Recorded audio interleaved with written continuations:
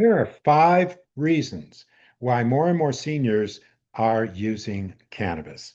This is Eddie with a Mindful Emergence, where Margaret and I offer mindfulness, movement, and breathing practices, as well as plant medicine in some cases, for individuals wanting healing and spiritual transformation. And this video is educational. We don't advocate anybody break the law. We certainly don't give medical advice. So, why are more seniors turning to cannabis? Maybe you've noticed this. Maybe you're a senior that's been turning in that direction. You want to know more, or maybe you're just curious. Reason number one is legality and ease of access. You don't have to break the law anymore, really. There are 24 states and the District of Columbia where you can buy cannabis legally. And here in North Carolina, where I live, thanks to the 2018 Farm Bill, I can access cannabis. It's a product called THCA, which is essentially hemp that's picked before it reaches 0.3% THC content. So you can buy it legally, bring it home, and once you put fire to it, guess what? It's just as good as anything you can get anywhere. It's as good as the stuff I got at the legal dispensary in California when I visited my daughter. It's great. And it's legal. And I've got a dispensary 3 miles from my house. I can go over and get anything I want whenever they're open. Not bad. Okay. Second reason many people, many seniors are turning to cannabis is pain relief. Chronic pain becomes more and more of a problem for many as we age, whether it's arthritis or neuropathy or other issues.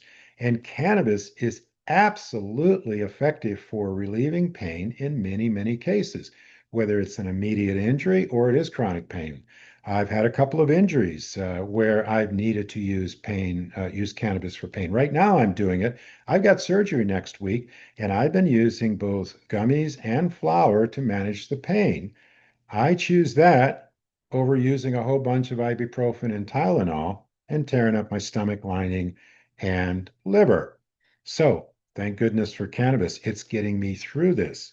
And because I've studied this plant, and maybe you have, if you know about cannabinoids and terpenes, you can select products that are high in CBG, which is a cannabinoid that's noted particularly for pain. And you can go out and buy gummies a lot of times, and they are high in CBG. You want at least 20 milligrams in your gummies of CBG. The other thing is I know terpenes pretty well, and there's a terpene called beta carotene. And beta carotene is particularly good for inflammation. It interacts directly with the CB2 receptor in our endocannabinoid system. So when I shop, I look for that particular terpene. So it can be very effective.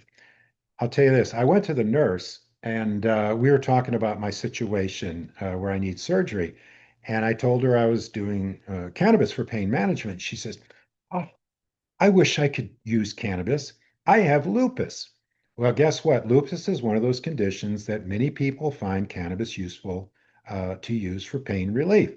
But she's a nurse, so she can't be doing cannabis because she gets tested or could get tested and she'd lose her job. And I felt bad for her because it's really a shame that she can't access this plant for her own relief. So pain relief, second reason. Third reason, better sleep.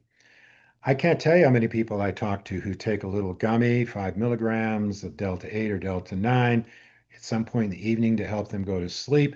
That's where you want CBDN in your gummy because CBN is a cannabinoid that's particularly good for sleep. Okay. Also, if you understand terpenes, you can start picking strains that have, like myrcene is a particular terpene that is very sedating and helpful for relaxation, and stay away from a terpene that might be more activating.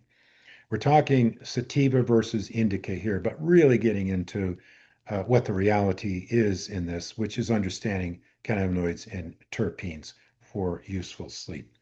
So that's number three. Number four, and this is for anxiety and depression. Many, many people have had a run with various prescribed medications. SSRIs, SSNRs, or even barbiturates or benzodiazepines. In all of these, although they may be very effective and some people may use them, and I don't have any judgment around people using them intentionally, but in many cases they have side effects. In fact, they probably all have some kind of a side effect. And also, some of them are addictive. Xanax, benzodiazepine, highly addictive. Barbiturates, are you kidding me? You can overdose on those pretty easily if you don't know what you're doing. You don't have a problem. You're not going to overdose on cannabis. There is such a thing called greening out where you can overdo it, especially if you really start stacking up the gummies. And you might get a little sick, but you're not going to die. Okay.